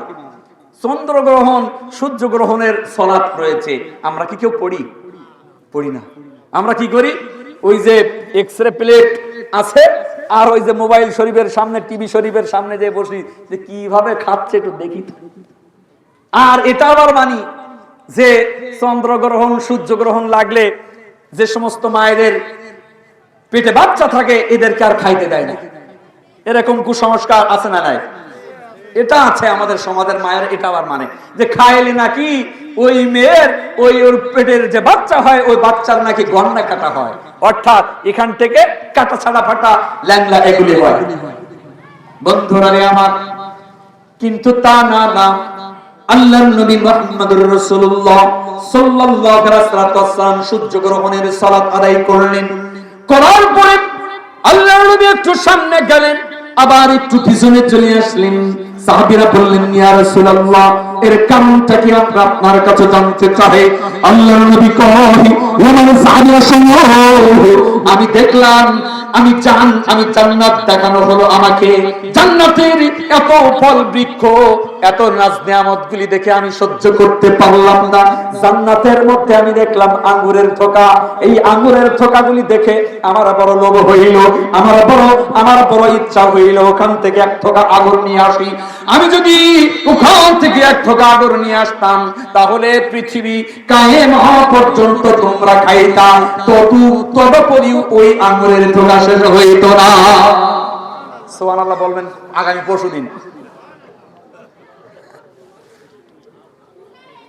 আল্লাহর নবী সাল্লাল্লাহু আলাইহি ওয়াসাল্লাম বলছেন, সাহাবীরা শোনো, এরপরে আমাকে দেখানো হলো জাহান্নাম। জাহান্নামের মধ্যে আমি দেখলাম, জাহান্নামের মধ্যে অধিকাংশ নারীরা রয়েছে। আল্লাহর নবী কাছে এবার জিজ্ঞাসা করছেন সাহাবীরা, রে ইয়া রাসূলুল্লাহ, এদের কি কারণে, কোন অপরাধের কারণে এদেরকে জাহান্নামে দেওয়া হচ্ছে? আল্লাহর নবী কয়, সাহাবীরা তোমরা শোনো, এরা কুফরি করার কারণে এদেরকে জাহান্নামে দেওয়া হচ্ছে। কি কারণে? সূরা বলি, কুফরি করার কারণে এই মহিলাদেরকে জাহান্নামে দেওয়া হচ্ছে। বন্ধুরা আমার, আল্লাহর নবী সাল্লাল্লাহু আলাইহি ওয়াসাল্লাম বলতেছেন, সাহাবীরা হে, এরা আল্লাহর নবীর সাহাবীরা বলছেন, ইয়া রাসূলুল্লাহ, এরা কি আল্লাহর সাথে কুফরি করে? মহিলার কি এরা কি আল্লাহর সাথে কুফরি করে? আল্লাহর নবী বলছেন, না না, এরা আল্লাহর সাথে কুফরি করে না, এরা হলো এদের স্বামীর সাথে কুফরি করে। স্বামীর সাথে কুফরি করে মানে বুঝলাম না ইয়া রাসূলুল্লাহ, কি কারণে, কিভাবে স্বামীর সাথে কুফরি করে, এটা তো আমাদের বুঝে আসে না। আল্লাহর নবী কয়, সাহাবীরা শোনো, একটা মেয়ে যখন বাড়িতে বউ করে বাড়িতে নিয়ে আসা হয়, ওই মেয়ে তোমার সাথে ঘর সংসার করে দীর্ঘ 10 বছর, 15 বছর, 20 বছর পর্যন্ত। হঠাৎ করে একদিন ঈদের সময় এসেছে, ঈদের সময় আসার পরে তোমার কাছে ভালো একখান কাপড় চাইছে। তাও তো স্বাভাবিক, চাই না? যদি চাচা চাচি থাকে তারপরেও বলে, ওগো এত বছর হয়ে গেল, তুমি যদি আমার একখান শাড়ি দিতা, তাহলে আমার শেষ জীবনে হয়তো বা সার্থকতা আসতো। বলে কি বলে না? বলে, মন চায়। আর ইয়াং যদি পুত্রবধূ হয়, যদি যুবতী হয়, টাকা তো 2-5 হাজার 10 হাজারেও পার পায় না। ওকে লইয়া চলে যাবে যশোর অথবা খুলনা শপিং মলে অথবা কেশবপুর, মনিরামপুর, যার যেরকম সামর্থ্য আছে ওই সামর্থ্য অনুযায়ী তাকে কিনে দিতে হয়, ঠিক কিনে? বন্ধুরা রে আমার, আল্লাহর নবী বুঝাইতেছেন কেমন করে এরা কুফরি করে। আল্লাহর নবী কয়, হঠাৎ করে ঈদের সময় এসেছে, ঈদের সময় আসার পরে তোমার কাছে তোমার স্ত্রী বলছে, আরে স্বামী, আমি তোমার কাছে এবার ঈদে ভালো একখান শাড়ি চাই। ঈদের জন্য ভালো মোটে হয় না, যতই আপনি ভালো আনেন না কেন, ওই ভালো হয় না। তুমি কি এনেছ, তোমার কি পছন্দ হয়ে পাশের বাড়ির ওই দেখো, তোমার ওই আমার ওই দেওয়ারের বোর কি কায়দায় এনে দেয়। বলেন, কান খুলে শুনেন, আপনার একটুখানি কথার কারণে আপনি জাহান্নামে যাচ্ছেন, আপনি জান্নাত আপনার জন্য হারাম হয়ে যাচ্ছে।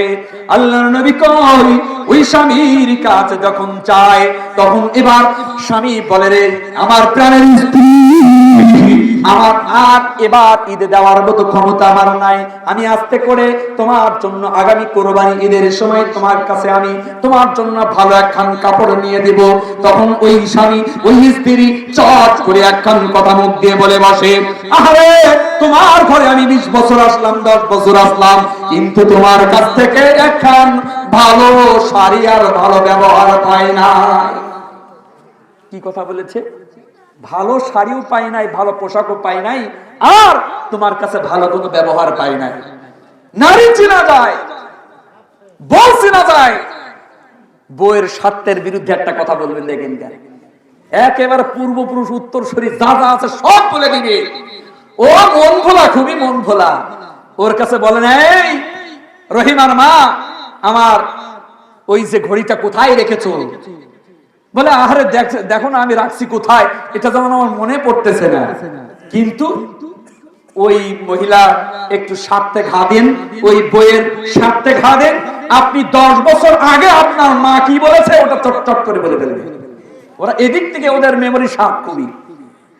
মায়েরা বোনেরা, স্বামীর কৃতজ্ঞতা ঘোষণা করুন, প্রকাশ করুন। নচেত আপনি যদি সালাত সিয়াম করেন, আপনি যদি হজ করেন, কাবার খিলাফ ধরে যদি আল্লাহর কাছে বলেন লাব্বাইক আল্লাহুম্মা লাব্বাইক, আল্লাহ বলে বান্দে তুমি হাজির হয়েছো টাকার কারণে, আমি আল্লাহ তোমার কাছে হাজির নই, তোমাকে আমি আল্লাহ কোশ্চিন কালো ক্ষমা করব না। তোমার সালাত সিয়াম আমি রব্বুল আলামিন তোমার মাথার 1 বিঘাতের উপরেও আমি উঠাবো না। স্বামীকে, স্বামী তোমার মূল্যবান সম্পদ না, স্বামী যদি আপনার না থাকে এই সমাজে আপনি বড় বোঝা হয়ে যাবেন। স্বামীর কারণে আপনার সম্মান ইজ্জত বেড়েছে, স্বামীর কারণে আপনার ইজ্জত সম্মান কমে না। আপনি যদি একটু বিধবা হয়ে যান, দেখবেন দুনিয়াটা কত বড় কঠিন। স্বামী যে ওই যে পাগল অবলা পুরুষ আপনার খেটে আপনার জন্য তার যৌবন ছিল বলে আপনাকে ডেকোরেশন করে সাজিয়েছে রে মা। ও মা, তার যৌবন যদি না থাকতো, পুরুষের যৌবন না থাকতো, তাহলে ওই মহিলাদেরকে একেবারে কানা করিও এই আল্লাহর জমিনে কোনো দাম থাকতো না। এজন্য আল্লাহ রাব্বুল আলামিন মাদেরকে এতই সম্মান দিয়েছেন, এতই ইজ্জত দিয়েছেন। আজকের তাদের সম্মান আল্লাহ রাব্বুল আলামিন 3 বার ঘোষণা করেছেন। আল্লাহর নবীর কাছে একজন সাহাবী এসে বলছেন, ইয়া রাসূলুল্লাহ, ইয়া হাবিবাল্লাহ, আমি মায়েদের হক কতটুকু দিব, আমি মায়েদের অধিকার কতটুকু দিব।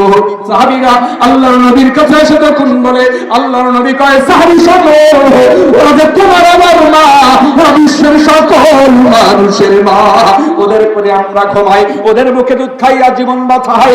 ওরা আজকের আমাদের সংসারকে, আজকের আমাদের সংসারকে আজকের কত সুন্দর করে রেখে দিয়েছে। ওরা যে তোমার আমার মা, বিশ্বের সকল মানুষের মা। আল্লাহর নবী বললেন যে সাহাবী শোনো, ওর মা তোমার মায়ের হক অধিকার দিয়ে দাও। তারপর বললেন ইয়া রাসূলুল্লাহ, তারপরে কে?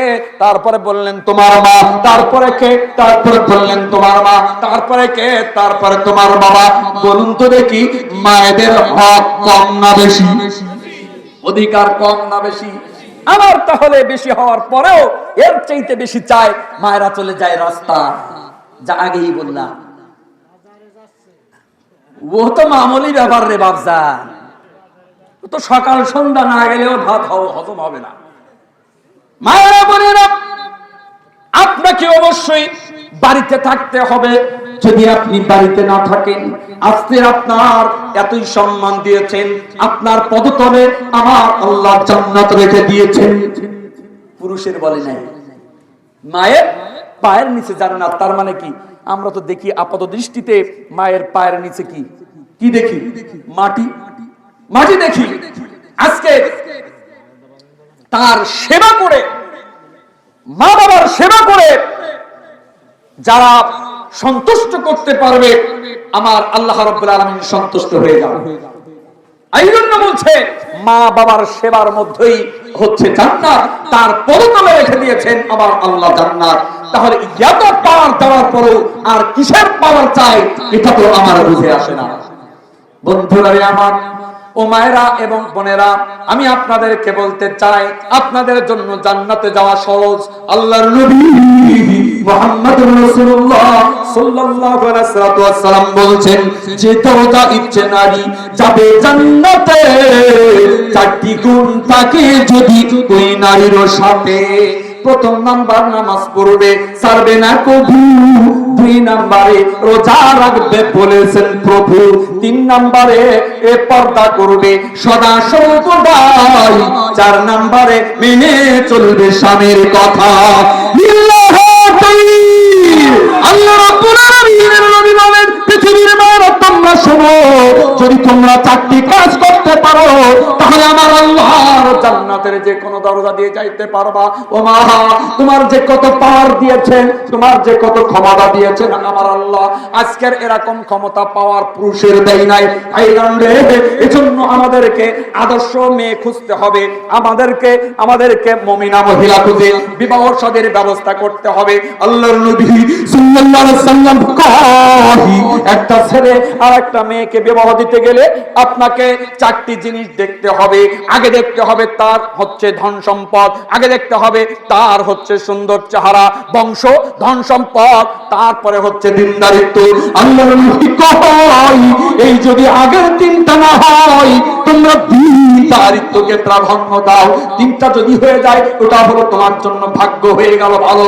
আর যদি না হয়, একটা ভ্যান চালক, রিক্সা চালক, গরিব খেটে খাওয়া মেয়ে যদি হয়, এর মধ্যে যদি দিনদারিত্ব হয়, ওই দিনদারিত্ব মেয়ে তোমার বাড়িতে তুমি নিয়ে আসবা, আর পরে দেখবা আল্লাহ রাব্বুল আলামিন তোমার পরিবারটা একেবারে জান্নাতি পরিবার তৈরি করে দিবে। এজন্য নবী করিম সাল্লাল্লাহু আলাইহি ওয়াসাল্লাম বলছেন উত্তম নারীর তিনটি গুণ। হাদিসের ভাষায় মুস্কি মুস্কি হাসে নারী স্বামী যদি তাকায়। আল্লাহ নবী হাদিস বলছে, আমরা মনে মনে ছন্দ বলছে, হাদিস বলছি যেহেতু সময় অল্প, টানতে হবে বেশি। সময় আমার অল্প, সময় অল্প না, আমি বুঝতেছি কত সময় হয়েছে। আপনারা মনে মনে চিন্তা করছেন মনে হয় খুব তাড়াতাড়ি হয়ে গেল, না, অনেক সময় কথা বলে প্রায় 2 ঘন্টা হতে যাচ্ছে। বন্ধুরা রে আমার, আমি আপনাদেরকে বলতেছি যে উত্তম নারীর 3টে গুণ। হাদিসের ভাষায় মুস্কি মুস্কি হাসে নারী স্বামী যদি তাকায়, আদেশ নিষেধ যা করিবে মানবে সর্বক্ষণ, আর ধন সম্পদ সবে দিবে দিবে জীবন। লিল্লাহি তাকবীর। এখন কি এটা হয়? উত্তম নারীর প্রথম গুণ, স্বামী যদি কাজেতে আসে তো ওর মাথায়, ওর বাড়িতে যেন ওই যে হাড়ের কালি মুখের চেহারা হয় না। এটা এদিকে মায়েরা বলে না। এতক্ষণ মায়েদের ছেঁচা দিলাম, এবার আপনাদের একটু দিয়েই নাই বলবেন যে হুজুর একেবারে সব আমাদের দিয়ে গেল। বন্ধুরা রে আমার, এবার আমি একটা ছন্দের মধ্যে আপনাদের বলে যাই, এরা হলো বাঁকা জাত। আল্লাহর নবী মুহাম্মদুর রাসূলুল্লাহ সাল্লাল্লাহু আলাইহি ওয়াসাল্লাম বলেছেন এদেরকে পাথরের হাড় দ্বারা তৈরি করা হয়েছে। পাথরের হাড় এত হলো বাঁকা, এতই বাঁকা হয়, বাঁকা হওয়ার কারণ হলো বাঁকা হলে এরা হলো সংসারটাকে একেবারে সুন্দর করে রাখতে পারে। আর সংসার একটা কত পরিশ্রম করে একটা পুরুষের জন্য, তার যদি স্ত্রী না থাকে তাহলে ওই পুরুষ বোঝে ওই সংসারে কত কষ্ট। পুরুষ বোঝে, ছোট ছোট কাজ করে আর মনে মনে চিন্তা করে বাড়িতে কি করে, সারাদিন কাজ দেয়, ভাত দেয় 2টোর সময়, পাঁচনি কাজ কই, পাঁচনি নেবে হাতে আর বড় নেবে সাথে। বন্ধুরা রে আমার, এজন্য আমাদের মায়েদেরকে উপদেশ দিতে বলেছেন কি বিশ্বনবী মুহাম্মদুর রাসূলুল্লাহ সাল্লাল্লাহু আলাইহি ওয়াসাল্লাম। এজন্য আপনাদেরকে আমি বলি, স্বামীদের প্রতি আমার রহিল নসিহত, পুরুষদের প্রতি আমার রহিল নসিহত, স্ত্রীকে মনে প্রাণে করিবা মহব্বত। মহব্বত না করবেন তো হবে না। স্ত্রীকে মনে প্রাণে করিবা মহব্বত, মনে রাখবা তুমি খুব নারী ভালো হবে না নারী, তার কারণ বাম পাথরের হাড় থেকে তাদেরকে তৈরি, স্বভাব তাদের একটু বাঁকা, স্বভাব তাদের একটু বাঁকা। শোনো দিয়া মন ভেঙে যাবে মস্কাই বেদা হইল মরণ, জিভ ধরে রাগ করে, জিভ ধরে রাগ করে যদি বসে থাকে, আদর্শ ভাগ করে তুমি ডেকে নিও কাছে। সংসারেতে এই দুনিয়ায় সুখ শান্তি পেতে যদি চাও, তাহলে দুইজনে মিলে মিশে জীবন কাটাও, নাচতে তোমার জীবন একেবারে জাহান্নামের আগুন হয়ে যাবে এই দুনিয়ার জীবন। জোরে বলো ঠিক কিনা? হে আরশের মালিক, তোমার কাছে ফরিয়াদ করি যে এতক্ষণ যাবত মায়েদেরকে কিছু বললাম, সর্বশেষ আমার যে কথা সেটা হচ্ছে মা আপনারা একটু পর্দার মধ্যে থাকবেন, স্বামীর কথা মেনে চলবেন। স্বামী যাই করুন, আল্লাহর নবী কয়, আল্লাহর নবী বলে, যদি দুনিয়ার মধ্যে আমার পরে কাউকে সিজদা দিতে বলতাম তাহলে প্রত্যেকটা নারীকে তার স্বামীকে সিজদা করার হুকুম দিতাম। সুবহানাল্লাহ বলছি না, আগামী পৌষু আর এবার বলেন আগামী তৌষু বলেন। এবার এই যে শেষ কথা, এটাই হচ্ছে স্বামীর কথা মেনে চলতে হবে। মা আপনার যদি 2 টাকা 5 টাকা 10 টাকা করে আপনি যদি সংসারে আপনি অনেক টাকা জোগাড় করে আপনি রেখে দেন, হঠাৎ করে আপনার স্বামী বিপদে পড়েছে, ওই টাকাগুলি দিয়ে আপনি স্বামীকে সহযোগিতা করবেন। স্বামীকে সহযোগিতা করে আবার খোটা দিবেন না, আরে বেটা, আরে আব্দুর রহিমের বাপ, আমি যদি টাকা না দিতাম তাহলে তোমার হয়তো এই বিপদ থেকে উদ্ধার হতো না। তোমার ধন সম্পদ যা কিছু আছে তোমার স্বামীর পায়ে ঠেলে দিয়ে দাও, দেখবো তোমাদের দুইজনকে আল্লাহ রাব্বুল আলামিন জান্নাতে থাকার ব্যবস্থা করে দিবে। তাই আসি আমরা সকলে মিলে মিলেমিশে উত্তম নসিহত করে আদরের লাঠি, শাসনের লাঠি উঠানো যাবে না, তার মানে পাসুনি না, মারতে হবে। আল্লাহ নবী বলেছেন দাঁতন দিয়ে, দাঁতন দিয়ে আবার খোঁচা দিয়ে না ছিদ্র হয়ে গেলে আবার ডাক্তারের কাছে নিতে হবে। মারতে হবে, আদরের শাসন এটা করতে হবে। ভালোবাসায় আপনি সব আদায় করতে পারবেন। আমার মায়েরা এত ভালো, এত নম্র, তাদের যদি আপনি ভালোবাসা দিতে পারেন আর তার যদি একটু প্রশংসা করতে পারেন, তাহলে দেখবেন আপনার ওর জীবনটা সম্পূর্ণ আপনার জন্য বিলিয়ে দিবে। জোরে বলুন সুবহানাল্লাহ।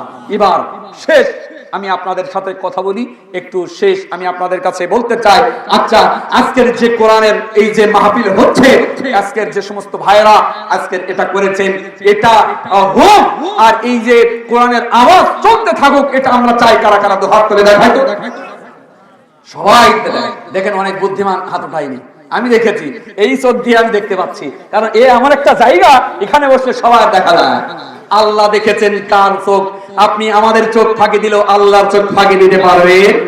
তো দেখেন, এরকম একটা মজলিস করতে গেলে অনেক অর্থ টাকা পয়সার দরকার আছে না? এখন আমি আপনাদেরকে 10,000, 5,000, 20,000 এটা আমি দিতে বলছি না। এই হাতটা সবাই নিজের পকেটে ঢোকান, আর একজনের পকেটে ঢুকায় না, নিজের পকেটে ঢোকান। আর আমাদের ভলেন্টিয়ার ভাই যারা আছে আপনাদের কাছে যাচ্ছে, এটা হলো বৈঠাকি দান, সুন্নতি দান। এটা করলে আপনি সাদাকার সওয়াব পেয়ে যাবেন। এই কোরআন সুন্নাহ যতদিন চলবে আর এই অনুযায়ী যত মানুষ আমল করবে, তার একটা নেকি, তার একটা আমল আপনার আমল নামায় পৌঁছে যাবে। আমরা সকলেই মিলে সাদাকা করি, এই সাথে সাথে আমরা প্রস্তুতি হই মা বাবার নামে, আত্মীয় স্বজনের নামে আমরা আল্লাহর কাছে এই সাদাকাটা তাদের নামে সাদাকা করি। আল্লাহ যদি বলেন যদি মরা মা বাবা আত্মীয় স্বজন এদের নামে সাদাকা করা হয়, আল্লাহ রাব্বুল আলামিন তাদের কবরের আযাব মাফ করে দিয়ে দেন। জোরে বলি আমিন, আরো জোরে বলি আমিন।